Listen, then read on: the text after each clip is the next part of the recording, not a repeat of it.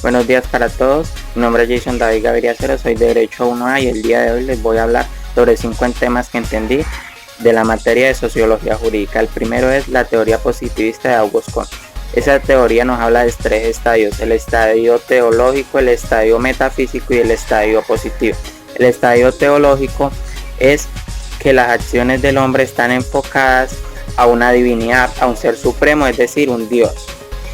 El segundo estadio es el estadio metafísico. Este dice que las acciones del hombre están enfocadas hacia la naturaleza, es decir, que el hombre obedece a lo dictado por la naturaleza. Y por último, el estadio positivo es el estadio que nos dice que el hombre obedece a la ciencia, a todo lo que puede ver, y esto funciona a través de la experimentación. Como segundo tema vamos a hablar del materialismo histórico de Karl Marx. Esta teoría nos habla de las necesidades que tiene el hombre de organizarse para suplir necesidades. De estas organizaciones nacen las relaciones de producción, es decir, donde se organizan en clases sociales, las cuales son el proletariado y el burgués.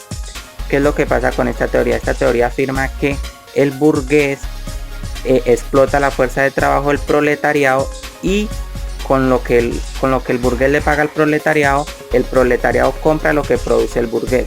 Es una relación en cadena. Esta teoría plantea una idea utópica de que debe desaparecer el Estado y que debe existir la igualdad entre las personas por común acuerdo. Es de resaltar que esta idea es utópica, pues no puede desaparecer el Estado en la sociedad. Como tercer tema vamos a hablar del funcionalismo de Émile Durkheim. Esta teoría se basa en el estudio de los hechos sociales. ¿Qué pasa? Se dice que según los hechos sociales que produce un hombre afectan al resto de su comunidad.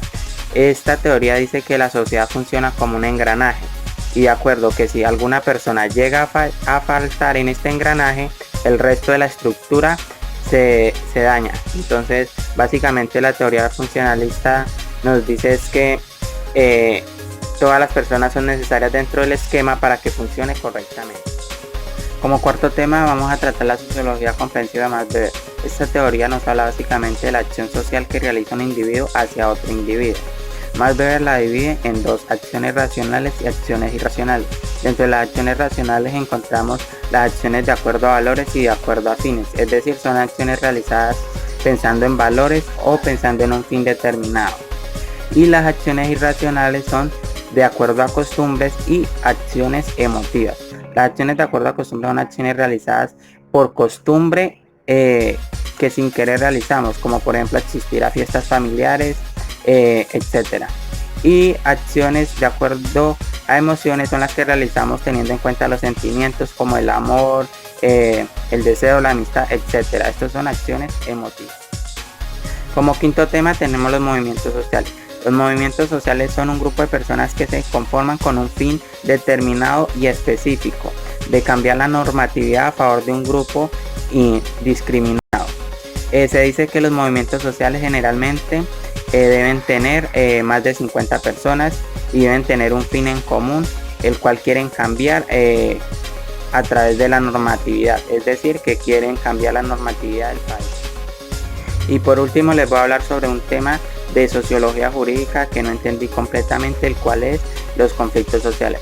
Resulta que los conflictos sociales se originan a través de la lucha de intereses que existe dentro de la sociedad.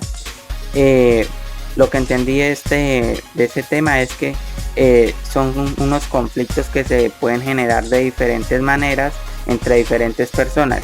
Sé que se dividen en conflictos latentes, conflictos manifiestos, conflictos directos, conflictos indirectos, conflictos violentos y conflictos no violentos. Entendí los conflictos violentos, que son los que se generan con armas y en el cual acarrea cierto daño físico a la persona. Y entendí los conflictos no violentos, que son en los que no se provoca ningún daño a la persona como tal, sino son más superficiales. También entendí los conflictos manifiestos, que son como cuando se crea cierto rumor hacia una persona y existe el conflicto, pero como tal no se desencadena o la persona no se lo dice con la que tiene el conflicto. Esto fue todo por hoy, espero les haya gustado mucho.